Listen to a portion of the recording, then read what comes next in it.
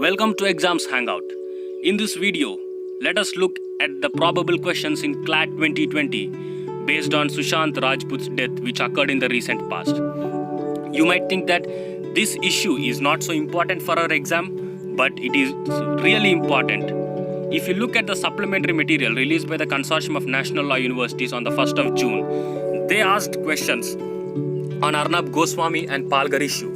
In that set of questions, they asked about which article in the Indian Constitution guarantees freedom of speech and expression to the individual, and they also went on to ask about Press Council of India and its chairman, and they also went on to ask about India's rank in the World Freedom of Press Index.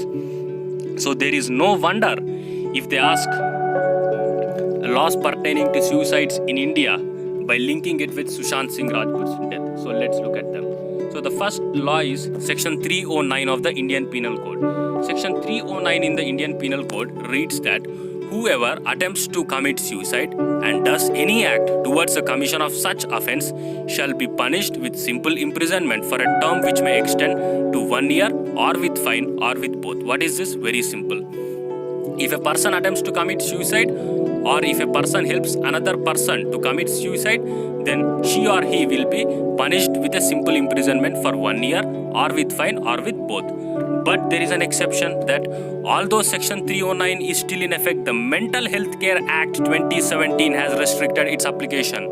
Note down here, Mental Health Care Act.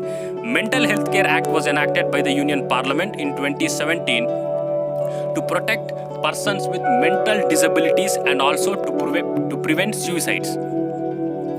So, by this, Section 309 is decriminalized, but it still remains in the statute book. So, there is a slight controversy here.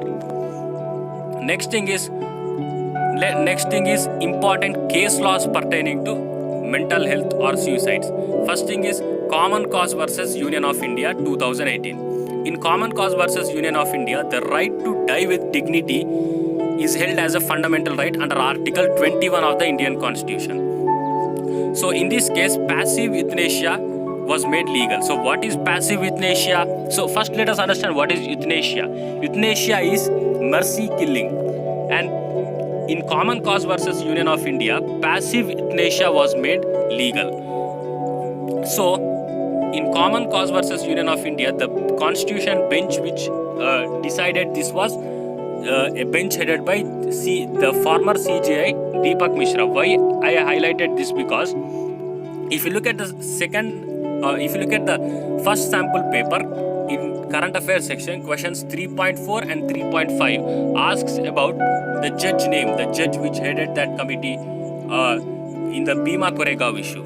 Okay, so this also needs to be noted. And before this, I forgot to mention a small point here, that is Aruna Ramachandra Shanbag versus Union of India. In Aruna Ramachandra Shanbag versus Union of India, the Supreme Court held that right to die is not a fundamental right under Article 21 and euthanasia was not allowed. So let us look at some other things, that is World Suicide Prevention Day is on September 10th. Note this down. And World Mental Health Day is on October 10th, just a month gap. Let me highlight another important thing here. There is an international convention with respect to mental health, that is United Nations Convention for Rights of Persons with Disabilities. So this convention was made in 2006 and India ratified it in 2008. You know, Union Parliament is a competent authority to ratify international conventions. And to give effect to this convention, Mental Health Care Act was enacted in 2017. So these are some of the probable questions with respect to Sushant Singh Rajput's death and suicide loss in India. So feel free to comment in our to give your feedback in the comment sections. Bye bye.